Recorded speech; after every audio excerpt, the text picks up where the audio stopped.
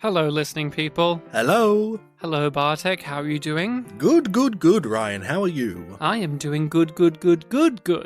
Fuck, I feel so, Less bad now. good. Also, I swore in the first few seconds, damn. Wow, are you a bad boy Yeah. now? We're gonna have to put Bartek in the corner. I'm gonna be like the Blues Brothers when they're being hit by the nun.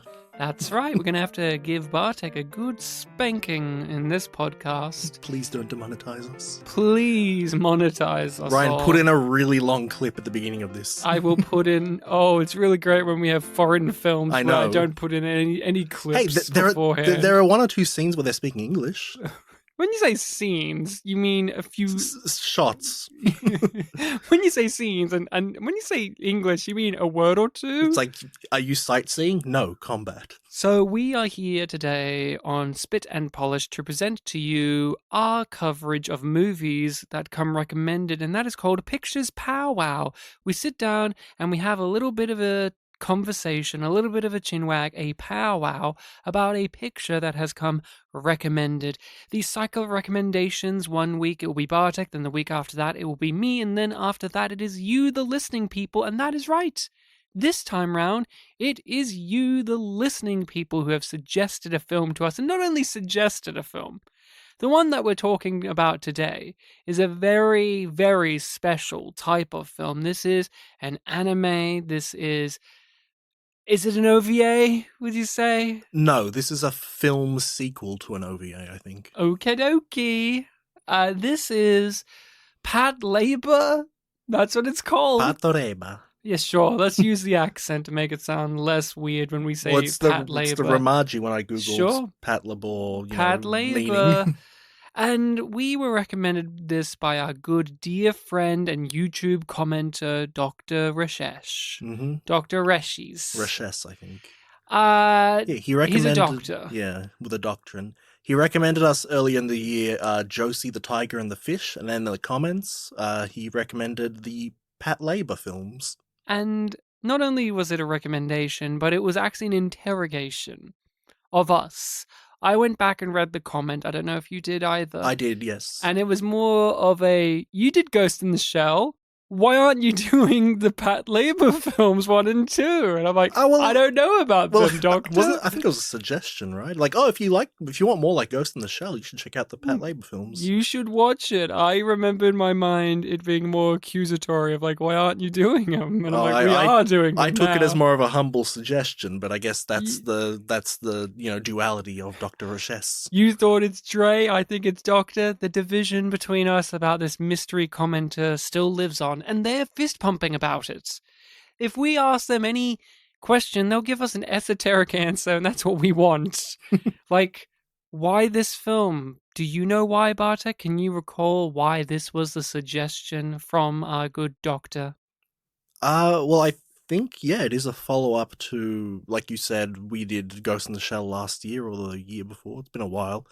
And in that episode, we talked a lot about how, we really like this kind of era of anime where it's, it's not like the current, look of anime where it's really clean. There is a sort of like oldness to it, but a real beauty in that sort of look. Mm-hmm. And a bit more of a, lower tone, I guess. That's not really the best way to describe it, but yeah, this and Ghost in the Shell both follow like a sort of slow-paced police procedural of some sort. With existential quandaries about what it is to be alive, what it is to be human, to play God.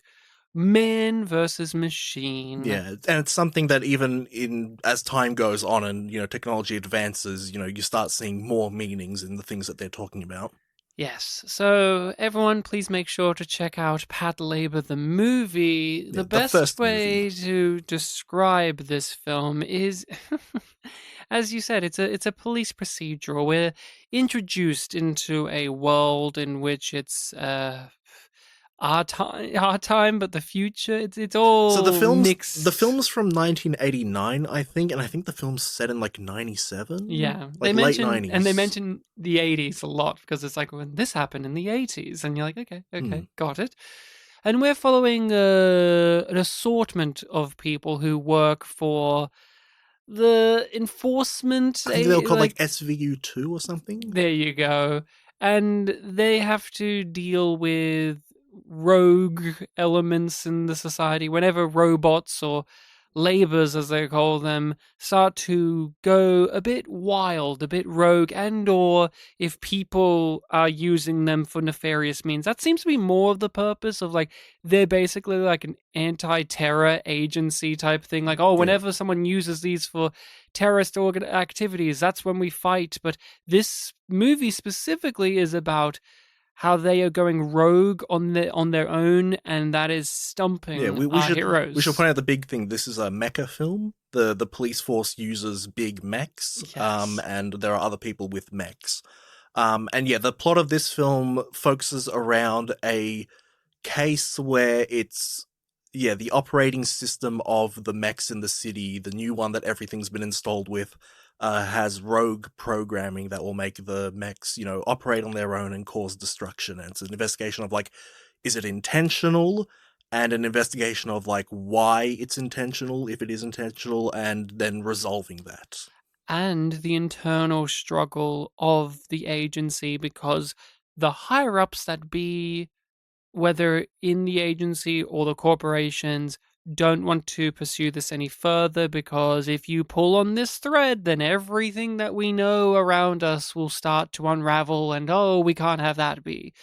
So that is the film in a nutshell. So please, everyone, make sure to check it out for yourself. This is a procedural and investigation film.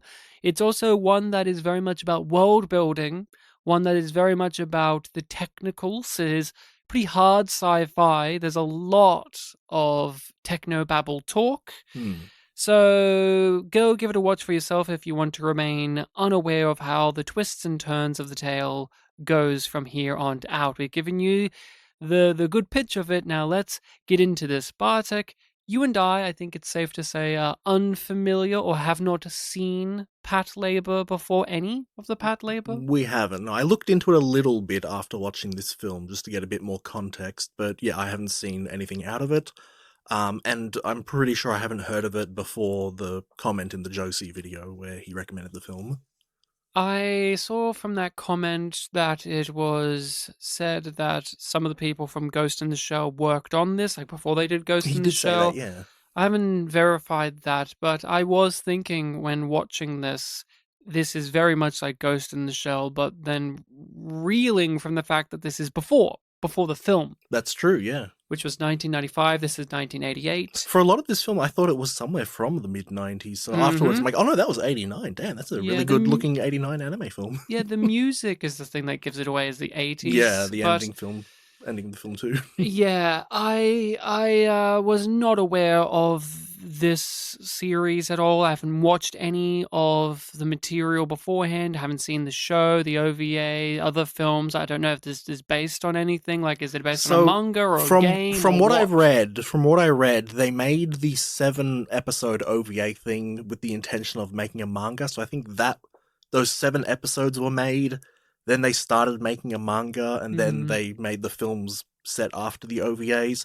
And then eventually there was a TV show that's its own, like, mm-hmm. kind of a reboot continuity of it. Yeah, it's a as always with these things, it's a complex web, and you have a hard time knowing when to dive in. And if you dive into certain Hmm. things, will you be able to follow along? Yeah, And and oh, go on, go on. yeah, I was going to say in Dr. Ashes's comment, he specifically pointed out, like, oh, ideally you would watch the 7 episodes of the OVA first just to get, like, fully the context of this setting. But I think, you can still check out the film on its own and still understand the story going on there. So there was an element there walking in where it's like, okay, there are going to be some established elements, and in the film you can really feel some of them. It's like, oh, you're being introduced to all these characters on a vague level, but there's also this sense in the back of your mind, like, okay, you're supposed to kind of get these characters already. And you're supposed to understand a loose framework of how the world works. But don't worry, the film is going to really catch you up on that. So I was very impressed when the movie started. This looks great, as you said. It clearly has a bit of a lower budget than, say, something like Ghost in the Shell, or at least it's older. So, but it does look great. Mm-hmm. I love the moodiness of this era, as we talked about at the beginning of this and within our previous discussions of Japanese animation, whether it is Perfect Blue or Ghost in the Shell. I love this era, this grimy, murky, Mm. harsh contrasts, shadows. It's not clean. Yeah. It's not It's oversaturated and bright. I think of modern animation, whether it is from the West or the East, as bright. Like, yeah, ooh, no pink hair characters in this one. no pink hair characters or that kind of bubbly aesthetic to it, say like with Penguin Highway, Yeah, where it's like, oh, that's so this is modern yeah, anime. this is way pre Moe era.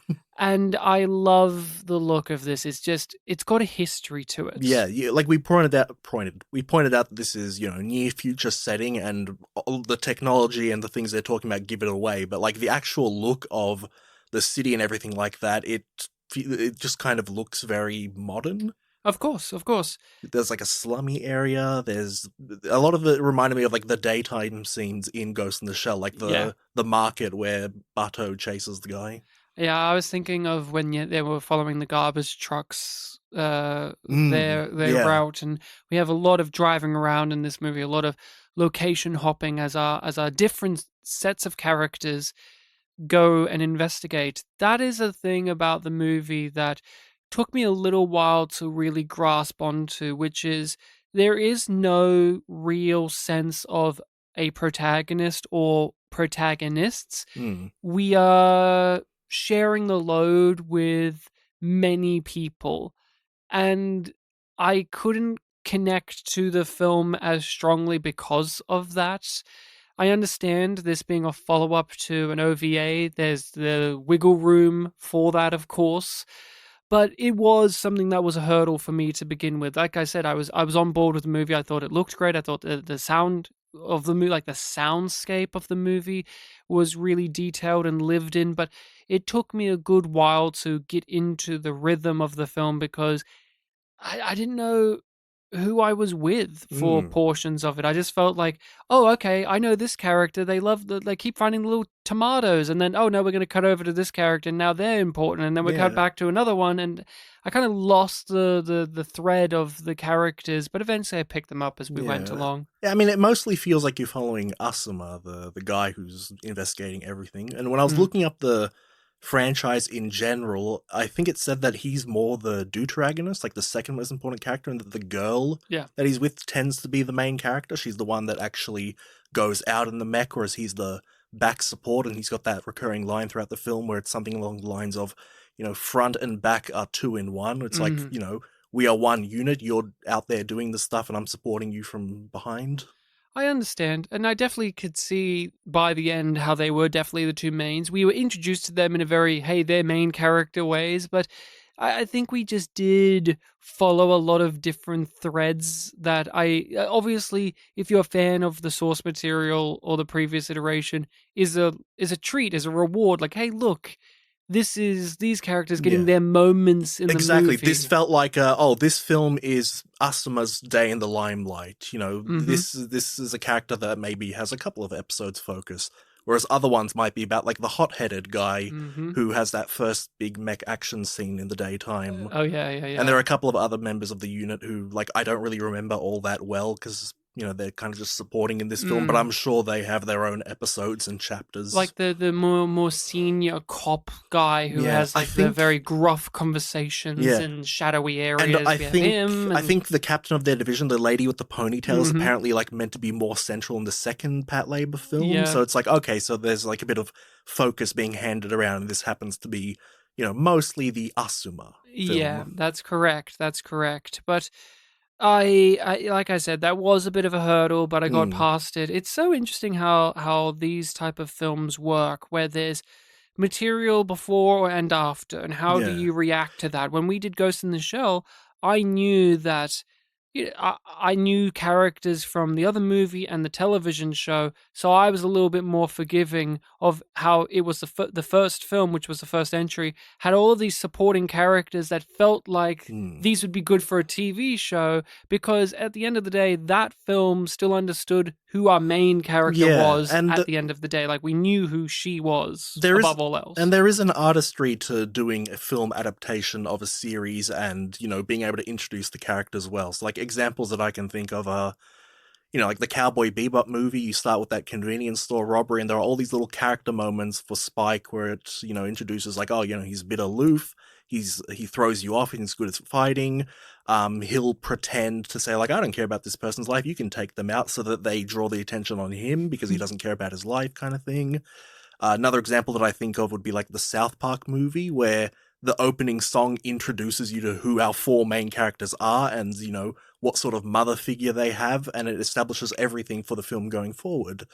But a lot of this one, yeah, was a little bit flaky, and it was reminding me a little bit of when we did Doom 2, and you kind of had that with our two leads, where it's like, oh, there's clearly a film before this that would have established them, and yeah, looking back on it, it's like, oh yeah, they're not quite the main characters of that film. No. I enjoyed this. I like this. It did the most successful thing it can, which is I'm interested in checking out the other pieces of the Patlabor universe. That's what we have to contend with, is this does exist to sell you on the stuff, and it did sell me on the stuff. As a whole feature film, it's okay. Mm-hmm. It has a lot of shortcomings that are both in the technicals of it. The music is too repetitive for a start. I enjoyed the music to begin with. I liked when these two characters were on a boat and they're riding across, and we have this kind of rhythmic, sensual but menacing drumming, but then they play that throughout the whole movie and it lost the special quality that I liked about it in the first place. So the music is a big wag of the finger from me, because whatever was good about it, they used it too much, and I wish there was more variety in it. There are times where the animation is a little bit subpar, but I'm willing to forgive some of that stuff. But for me, this suffers from one of the worst sins that sci-fi can suffer from, and something that you have talked about many times over when we cover it. I think even with Ghost in the Shell, once they dive into like the technicals of like, this is how this works and this is what this is, and they start having to use fucking, like little catchphrases for their technical terms, and like, we're going to break it down, we're going to the HOS and this and this and this and blah blah blah blah blah. Your brain turns off Yeah, eventually and just says, "Oh, it's just noise now." It reminded me of the first time I watched Paprika, where I was trying to follow along with all of the technical aspects of it. With this one, I did have the sense in the back of my mind, like, okay, maybe I'll probably be able to play catch up with this one, but if I can't, that will be a problem. But thankfully, I did kind of manage it, so that was all right. One of the hurdles for me, and this is just a personal taste thing, I'm not the biggest fan of mecha stuff. I know that's ironic because I've gotten into Gundam the past couple of years. What's the difference? Get into your point, but then explain what is the difference. So keep going about your point of like, you have a hard time getting into mecha stuff, but what is the difference between mecha and Gundam? Is there any? No, it is a real robot series. Yeah. It's just that somehow that one works for me. Interesting. But not so much the action stuff. There are a couple of later ones where it's like, oh, the action kind of goes over my head, and that happened a little bit with the climax of this one. I was actually appreciating that for a long chunk of this film, they weren't really doing mech stuff.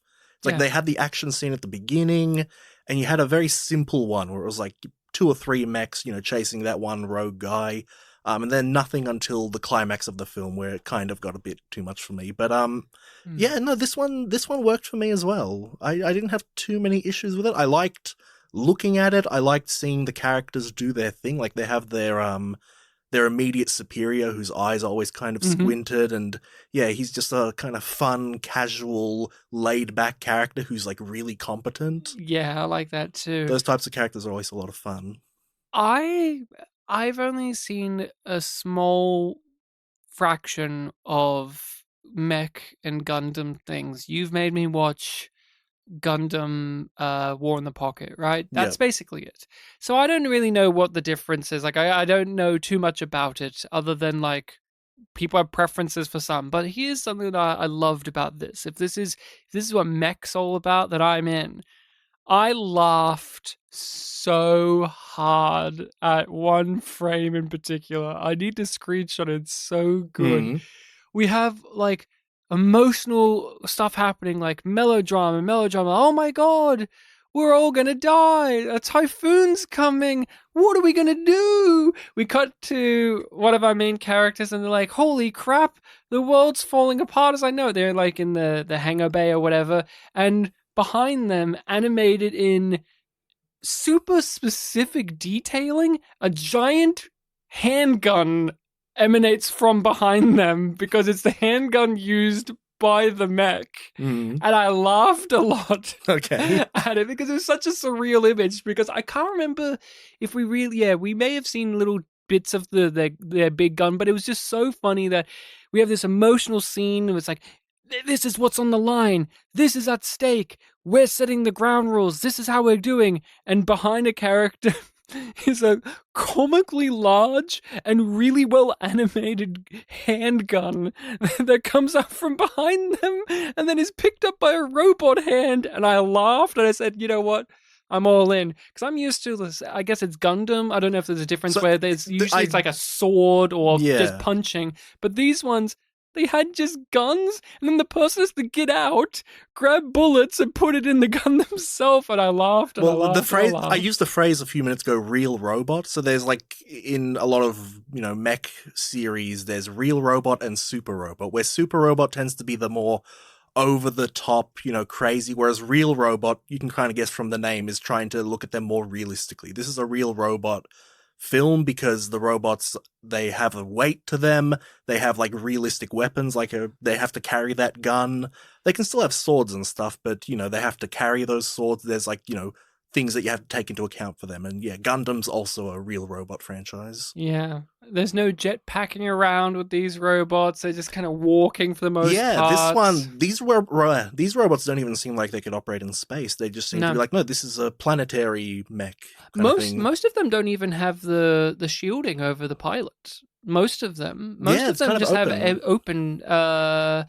There was one scene. This is to describe how the film perfectly captures early on the weightiness of the robots and the lived in quality and the realness, as you say. They're having to take down what is a construction robot guy or whatever. He's just like Yeah, some worker, and his one's just wailing all over the place and smashing through houses and squashes a patrol car, and that leads to a very funny exchange about that, where it's yeah, like, you got to get after this guy. He ruined my patrol car. It's yeah. like, I will, and then But that yeah, cop putting proceeds to step on the patrol car even more. And it's like, I hope you die.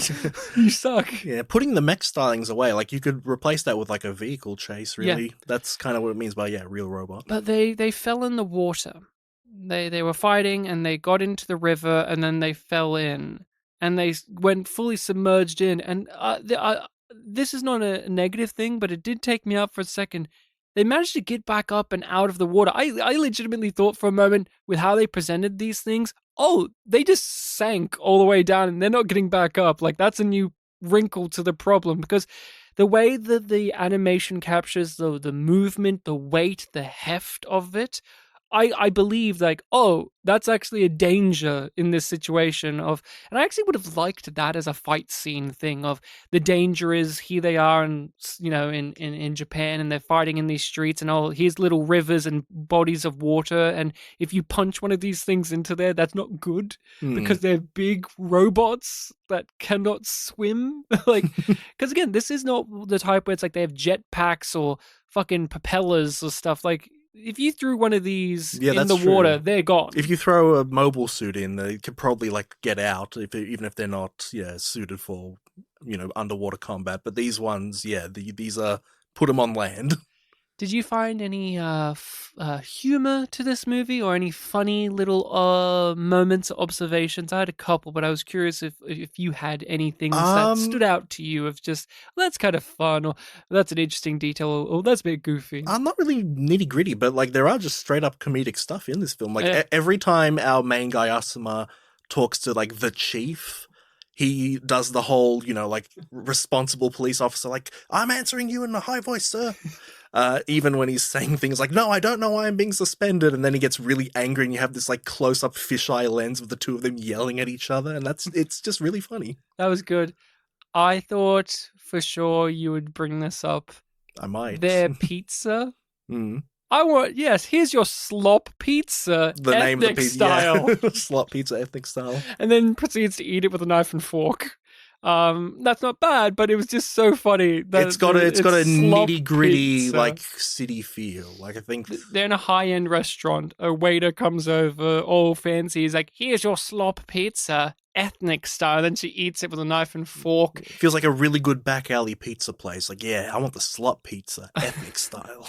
Yeah, it just made I guffawed so much. Slop pizza, ethnic style. I want to order that pizza and then eat it with a knife and It fork. didn't look too bad. It actually looked good. Hmm. Hence the name threw me off, and then she ate it with a knife and fork. I'm like, there's too much dissonance here for my brain to handle. I'm pretty sure she took a bite of it like normally. No, she took it. She used a knife and a fork to eat the pizza. Well, there might have been one shot where she.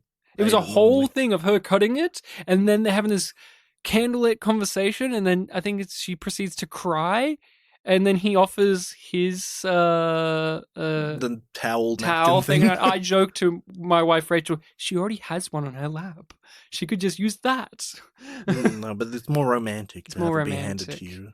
But there is some humor here. I like the recurring thing of the tomatoes. That was a neat little detail that kept popping up again and again throughout the film. I think I read that and obviously, this doesn't count for our review of the film, but I think in the first episode of the OVA, there's some sort of plot about like, oh, it's their first day of training or something, but the trainers are stuck in traffic, so they, bum around the police station doing things, and I think they like start a garden or something. That's cute. So I guess that's like a recurring thing. And there is a moment later on in this film where it's like, hey, we harvested some tomatoes, everyone grab some, one each. Oh, nice. And they go crazy for it. So what do you want to dive into? What do you want to get your teeth in and chew on? So we do have an antagonist in the film, and this film goes for a kind of posthumous type of protagonist where the film begins with a guy jumping off a building to his death. That's right. And that person's the antagonist, and they're dead throughout the whole film.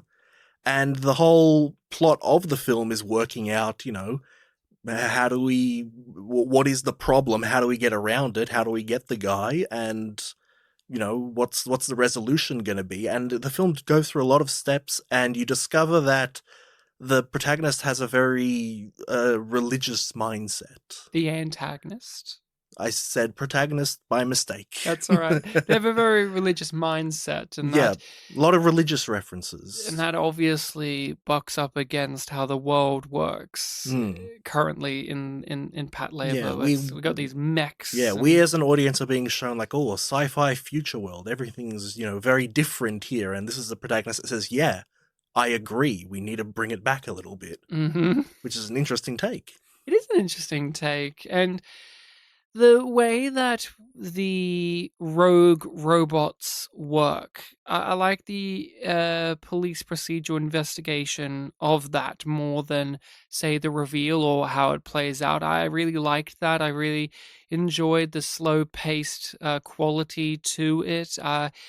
There's so much of an aesthetic and mood captured in this film that, honestly, I don't need too much dialogue to understand what's going on. And that's what I love about animation, and I love about this era of it, is there's just such a realism even in the most unusual of places. This is a sci-fi world in which we have big mechs that carry handguns, and yet it feels honest. This doesn't feel satirical or rolling its eyes and winking at you. This is very much a loved quality to this. So when we have the police stuff, it doesn't feel just because, like, oh, they're police or like they're investigators. So just because they really, really lean into the investigation style. When we get to the point of the classic, like talking about like the noise and the different frequencies and that restaurant scene with the pizza and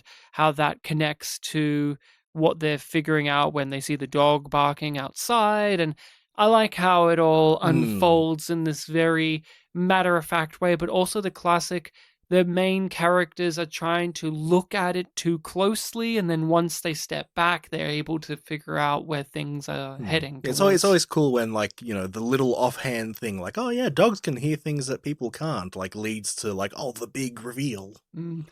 There's some very okay. So we've made comparisons to Ghost in the Shell. Hmm. But I also did think of Satoshi Kon, and I did think of Perfect Blue. There's this scene, and I guess Paprika as well. But there's this scene in which we have a character, the main character guy, I'm pretty sure, in a room with a bunch of monitors, and then it gets hacked, and it It says says Babel. Babylon, Yeah, that was the main guy. and then it faxes out Babylon, and then we have this hard cut to this really intense fish-eyed close-up of his face as it Hmm. says Babylon all over his face. And I'm like, that's something that would be in Perfect Blue or Paprika. Like, very surreal imagery in this. And I wanted to ask you, like, how did you feel about that type of approach to this? Because you're a bit more familiar with these mechs and Gundam stuff, but I was a bit thrown by like how every once in a while it would throw in some So yeah, startling it did imagery. feel very, yeah, Satoshi Kon. I was even thinking a little bit of Paranoia, the one you haven't seen. Um, yeah, it was very impactful. The fisheye was used a couple of times in the film. I brought up the one for comedy, but that was a really good dramatic one, really good, dark room. This film's mostly set during the day, so that kind of contrasted with the rest of the feel of the film. And it was one of the first, like, really serious signs that, like, oh, this whole theory about, like, a virus might actually be true. The film is set outside a lot as well, even though you could say argue the Ark is such an important location. Hmm. In my recollection, I think of them on the rooftop or out on the streets or Like in in an their office, mechs and they're yeah. running around. And I think of this as a very outdoor affair. So it is cool that when we are outside, we just have the mundane. That's where they, do their pats with their labors. There you go. There you go. So what did you actually feel about the mystery angle of this? You talked about the antagonist a bit and like how they're out of the film before we even begin, and we have to piece together what their deal is and how come we're in the situation we're in now. But what did you actually feel about the reveals and how we got there and the overall I point? like how in the end it ended up being a really intricate plan where a lot of different things were, at play, where the villain kind of wins either way, no matter what they do, because it's a thing of basically the whole thing with Babylon, and the plan is that they're building this new big skyscraper, and the antagonist, the religious nut, is, comparing it to the Tower of Babel, where it's like, oh, you try to get too close to God, he'll strike you down and destroy your language. And so his plan is either, destroy the tower yourself, or all of the labors in the city will go crazy and destroy everything, uh, because a big typhoon is coming, and that typhoon mixed with, like, the geography of the city is going to create a noise frequency that will make everything go crazy. So either way, that tower is going down. It's just a matter of how you're going to, how it's going to go down. You're going to do it yourself so you save your mechs, or you're just going to let it happen. And it makes everything much more hard for our heroes because at the start of this, okay, what's the mystery? How are we going to solve it? Oh, the frequency. Oh, I see what's going on. Oh, no, a typhoon. And that's going to amplify this.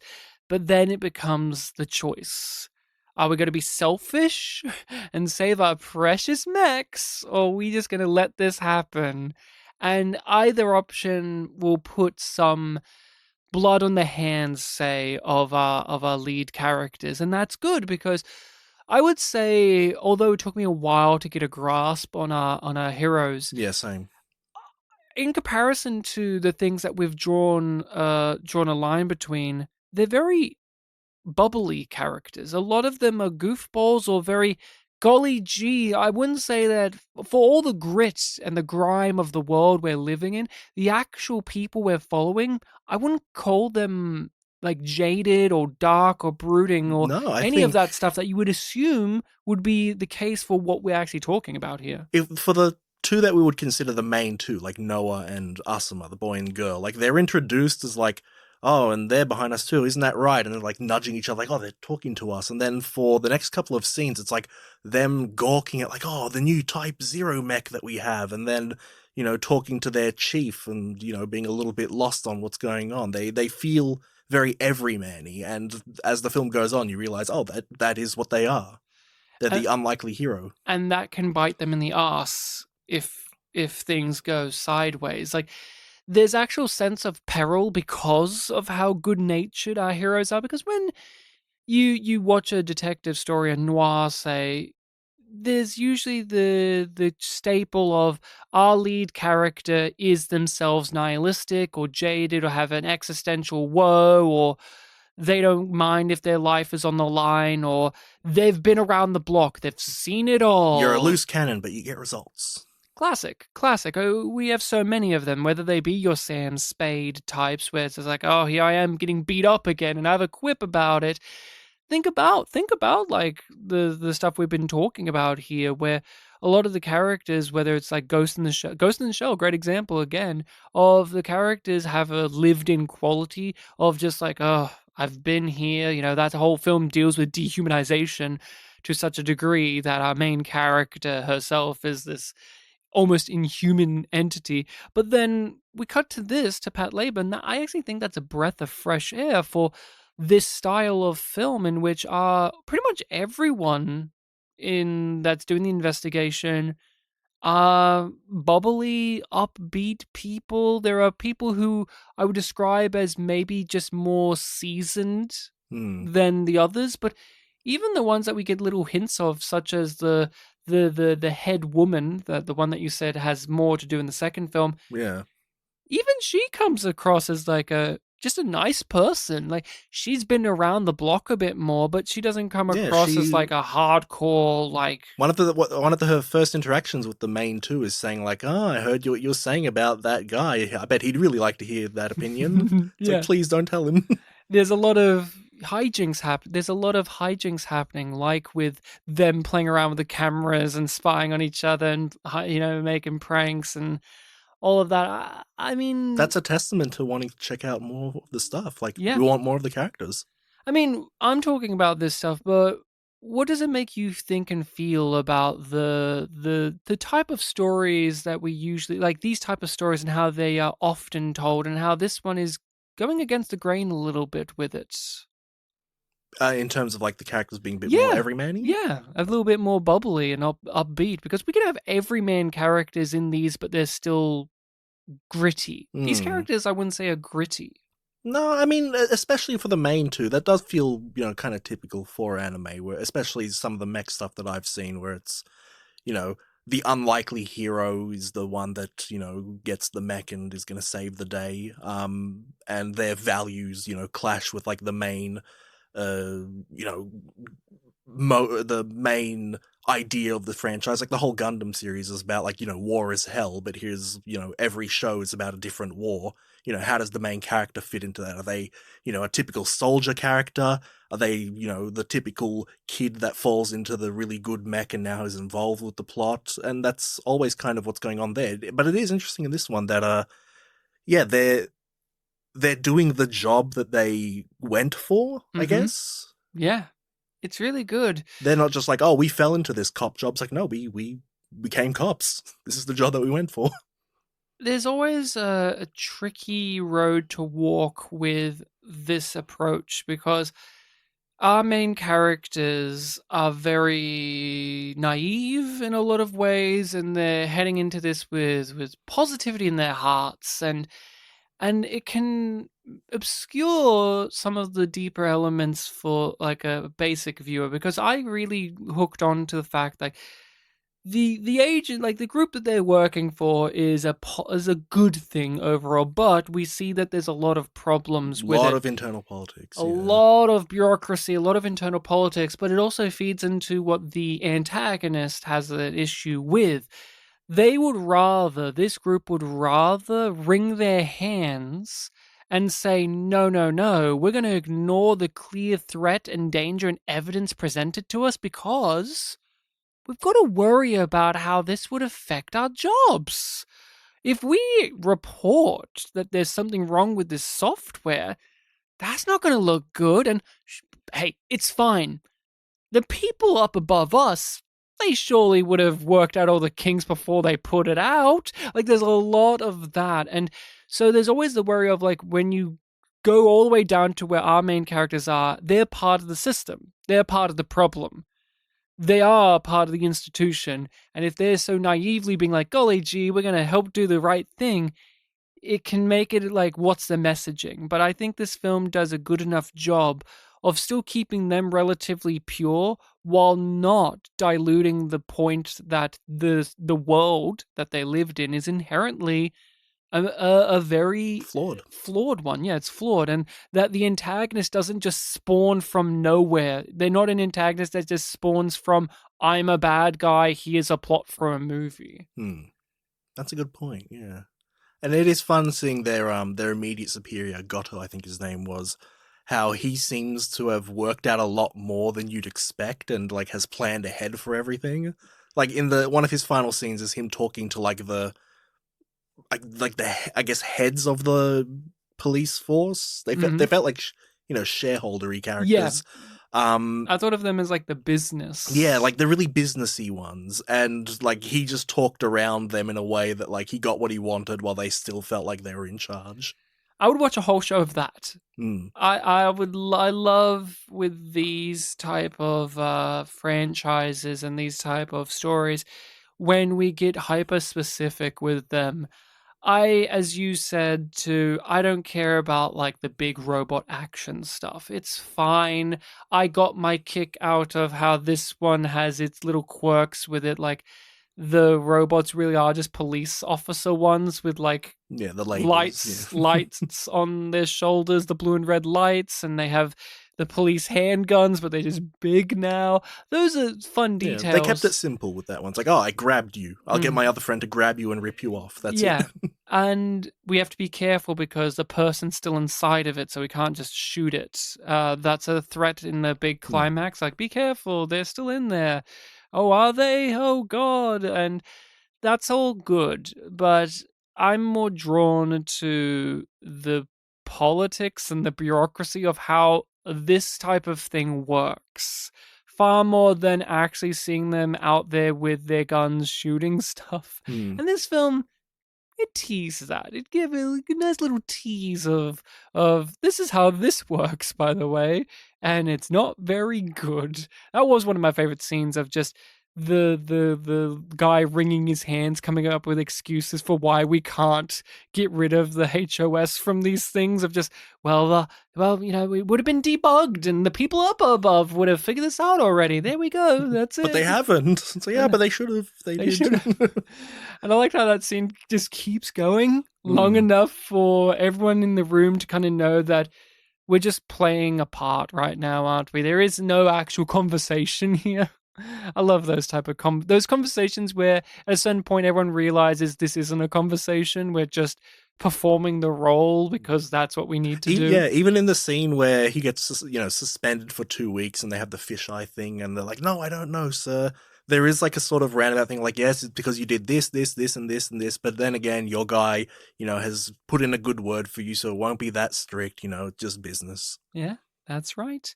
What else do you want to talk about with Patlabor the movie? Patlabor the movie? What else is there? Were you satisfied with the conclusion? With how... It does just end, doesn't it? Yes. We talk about all of this heady stuff, and it doesn't lean on the atmosphere it started with. It does just end with a fuck yeah, we won action. It really felt... fist pump. Like, it really did feel like we transported back to 1960s anime where it's like, and the thing's over, huzzah! Yeah, I was thinking of like, more like, Shane or something like, martial arts films. Like, oh, once the conflict is over, that's the end of the film. I was convinced that like there must be like a post-credits scene that will like give us something like oh man, back to our regular jobs, and then a hijink happens. But no, that is just the end. We did it. Hug. 80s music. Not just that it abruptly ends, but what do you think about the resolution to this conflict and how the film dealt with it, because as we went through, the antagonist basically gives an ultimatum, and both sides of it is a loss to the Yeah, heroes, no matter which. it just felt like I could have maybe used with like a bit of a conversation about like what do we think about that antagonist and his plan after the fact, and put a positive spin on it like that. I feel like that's something our main characters would do to keep with their optimism. That is an issue, though, of our characters being so everyman and, again, positive minded. There is no internalization from them to have the ability to ponder the quandaries that this whole entire thing brings up. I guess, but we also had a scene where what the girl was talking about how dogs can hear sounds, and that Mhm. led to a very smart uh, You're talking, investigation. yeah, but you're talking about on the forensic criminal level. I'm talking about on the philosophical level. Like at the end of this, what we're describing, it should come across as like our characters have to face the ramifications of what their choices will bring about.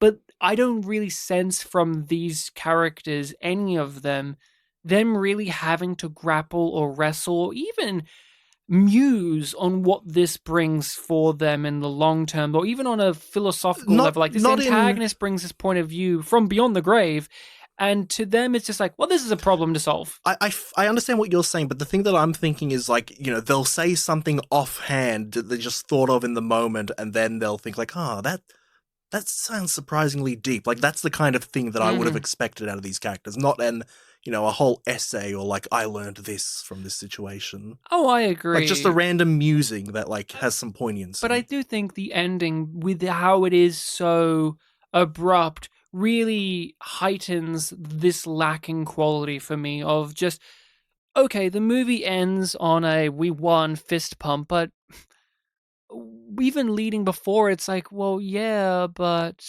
what was the sense of loss for you other than the other person in that mech suit dies if you shoot them or if they stab you? Like that's a part of my problem of the film is, as we said, the villain wins no matter which way it goes, but what do our heroes think about that Hmm. more than just here's a problem we need to solve because it's our job? Yeah. And I think that is the downside of having the characters be the way they are.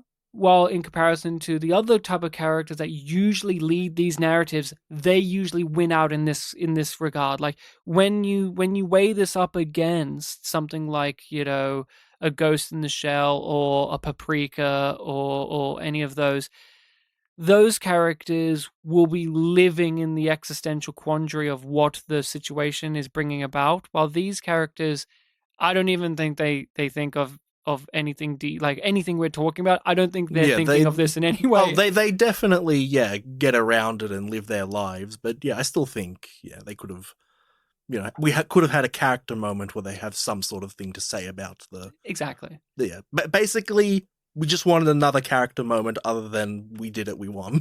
Yeah. Or even just before the we did it, we won. Just something, we're just lacking that certain spice to Hmm. it. In the final act, we are just left there going, oh no, he could kill her, or oh no, she could kill him.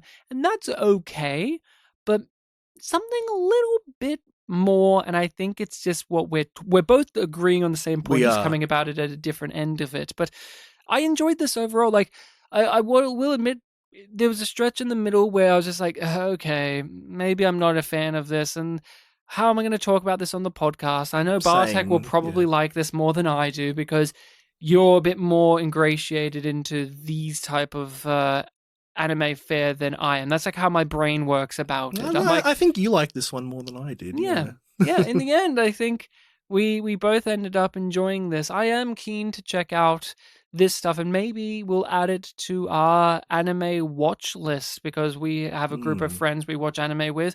Maybe we'll add this to the list and check out some more of the stuff, whether it's the OVA or the rest Yeah. of it. I don't know. Dr. Rashes recommended the second film too, Yeah, right? Or we can put that on our listening people's yeah. list. There you go. So we may circle back around to this. I do recommend this, but I do recommend it for those who are wanting this more. Like, I would Hmm. not recommend this to just anyone. This is something Yeah. where you have to know the person is into these type of things, whether they are animes, whether they are from this era, or if they're into the sci-fi, Hmm. or if they can be forgiving of certain things that can be a restriction on the movie's quality overall. Yeah. Like, we're a bit If more forgiving of this stuff than I think most people would be. if you recommended this to younger Bartek, I don't think he would have liked it as much. If you recommend this to Bartek 5 years ago before you Even watched even a five bunch of, years, yeah, yeah. 3 to 5 years ago, maybe the character moments would still work for me, but I think I'd be a lot more, anal on the mech stuff. I was surprised that you didn't bring up as much as I did the techno babble, hard sci-fi stuff tripping you up as much. I mean, I brought up the main point where early on, like, I was really hyper focused on them because I was really worried about missing things. But thankfully, most of the stuff they brought up, like, was relatively, sensical to me. Like, oh, Yeah, operating system's broken. I know what an operating system is.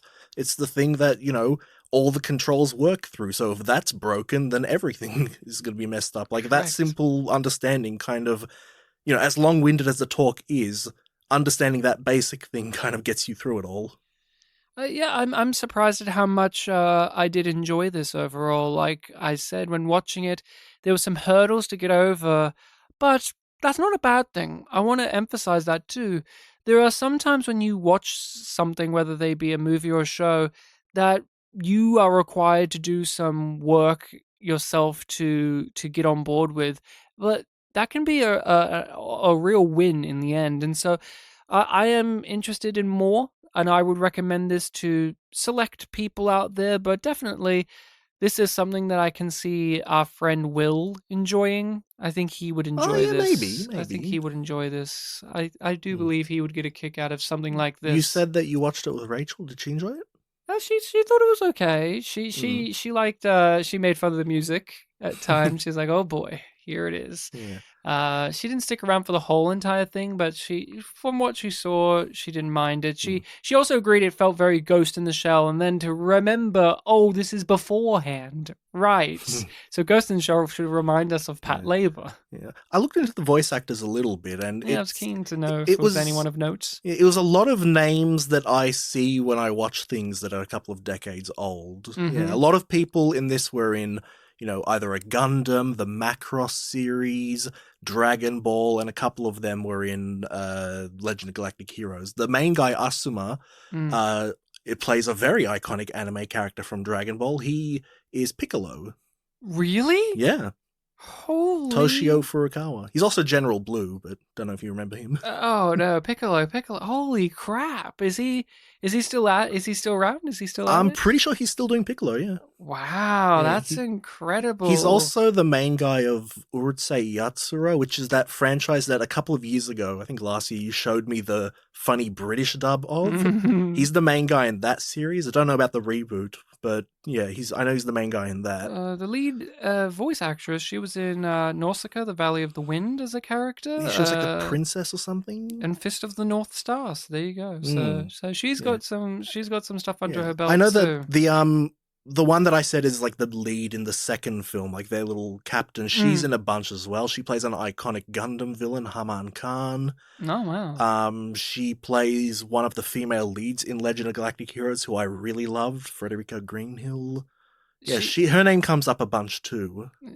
that character reminded me, just for the brief moment we got of her, of what's her name from Evangelion, the Misato? yeah, reminds me of Yeah. that type of character from a little bit, but obviously not Yeah. as boisterous, I Yeah. guess. And a very minor role, but at one point they turn on the TV and like a woman's talking, and she's Yes. voiced by, we've heard her a few times, Megumi Hayashibara. She was Paprika. Yep. She was Rei Ayanami. Yeah, we've heard her a few times in our anime viewing and even on the podcast. Yeah, there's a lot of interesting folks in this. I am so thankful that people recommend stuff for us and we stumble across these things, because I am still surprised that you were not at all familiar with the Patlabor stuff I before hadn't heard of it this. until Dr. Ashessa's comment when we did So Josie. Yeah. So yep. Go And back to listen to our Josie episode. Those two guys had not heard of Patlabor.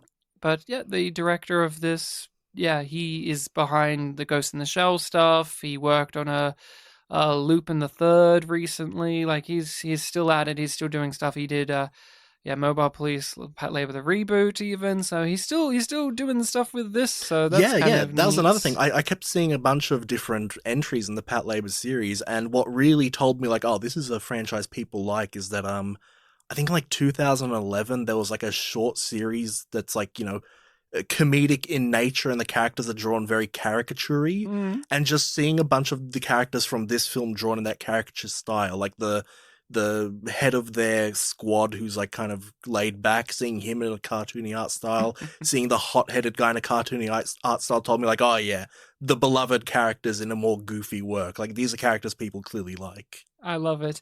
So, what is your recommendation for the next movie we will be discussing? It is Bartek's turn, and Yes. remind us all: is this your Hollywood pick or your foreign film This is pick? our non-Hollywood That's pick, right. foreign, and this is a film that I haven't said the title before, but I've promised we'd get around to it a couple of Oh times, no! because it is an actor you've wanted to see. Oh goody! Ryan's been like, I want more of that guy, and I'm like, Okay. Ryan, I know one more film with that guy. I Okay. know you really, really like Salman Khan. Of course. Yep, It's and Salman Khan. Salman time. Khan. And I've talked about before how I've only really seen like 2 films where he's the lead, and the second one was Sultan, which we've done already, and the other one is I thought it was 2016, but apparently it's 2015 film, and I never remember the title, but I'll write it down in the description. It is Prem Ratan Dan Payo, which translates to I found a jewel called love. Oh, neat. Yeah. For Australian people, this one is on Amazon Prime. Oh, cool. So if you have that, you can find this one. And this one, because I know you like to ask, is actually like kind of standard Bollywood length, like 164 minutes. Oh, nice. So not quite 3 hours long. So not quite Lagan. Not quite Lagan, no. This will be our second Bollywood film for the year, right? Well, Ryan, that's what I wanted to bring up. This is the year of the musical, and oh, good. picking one film a year, that's normal. Having a second one, that's the year of the musical. Yes, and we even discussed with Lagan for a Bollywood, for an Indian film, the musical aspect of it was a little bit more laid back. Yeah, this is diegetic. This than is one. usual. This is one where like the setting and the kind of look of it is a little bit more to the forefront, I reckon. It'll be cool to see our boy again, because in Sultan, I remember the musical numbers being a little bit all over the place. Like, yeah.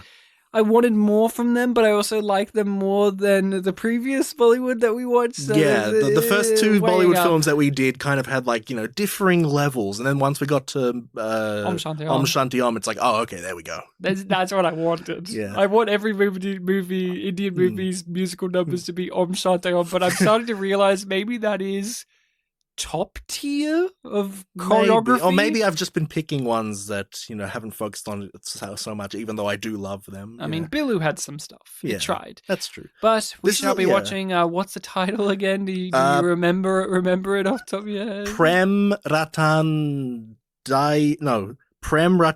Dan Payo. There we are. I can't wait to give this a watch. Everyone make sure to give it a viewing for yourself if you can find it. As said, it's on Amazon Prime for us here in Australia. I'm sure it could be there for you elsewhere in the world. I tried finding it through less legitimate means and not really too much success there. So it's harder with Indian movies. Yeah, you'd have to probably find a Bollywood DVD store, and unfortunately the one that I knew growing up has closed down. That's such a sadness. So, everyone, thank you so much for listening. If you yourself have film recommendations and suggestions for us, you can hit us up on our social medias or our email address, all of which is included in the description. Or you can just let us know what you think about the things that we have discussed in a given episode, or just follow us around. So we're on Facebook and Twitter under Spit and Polish Presents, and we are at our email, which is... The email, Ryan, is spitandpolished@gmail.com. You can follow us on all of the podcasting sites available and leave us a rating and review or comment. It will be very much appreciated. We are on YouTube, we are on Spotify, Apple, all of those usual suspects. We are there doing our best as we can, and we've been at it for quite some time now, and if we keep going along the trajectory we're going towards, it'll be a very, very, very fun Christmas for Bartek with the podcast. Yeah, did I already mention that on the podcast, or did I say it outside? I think you may have said it outside, perhaps. Basically, you may have noticed, listening people who have watched or listened to our Christmas episodes, that most of them have been my picks and most of them have been non-American picks. And if we do not miss another week leading up to our Christmas episode, I think it's going to happen again. So I'm looking for an excuse to miss a week, like fall sick or something. You know what's really funny? I've been bitter about it never being my pick because you I have something, a pick. yeah, right? I do. And what's even funnier is it's a foreign movie. And what's even funnier is now I'm at the point in which I'm like, nah, I you know what? I want to keep it up. Let's see if Bartek can pull another one out of his hat. Like I'm actually kind of like getting that grin on my face. I'm like, you know what? I'm not even bitter anymore. I want to see Bartek try and pull another one. I think we have to miss 2 weeks if it's going to be your pick. Yeah, isn't that wild? Yeah. The The French one I found 2 years ago wasn't bad. But that is our coverage of the film and our discussion on the podcast today. Bartek, pleasure as always to be discussing a movie with you and to be discovering some more animation with you too. Yeah, even though the year of animation's over, it's over. It was like an unofficial year of animation last year, I reckon. I made it a thing that I wanted to do more animated movies, and this year it's musicals. Yeah. Next time we'll be back for Bollywood music. It is actually a Bollywood one this time. Yep, Salman Khan, Bollywood. Salman Khan.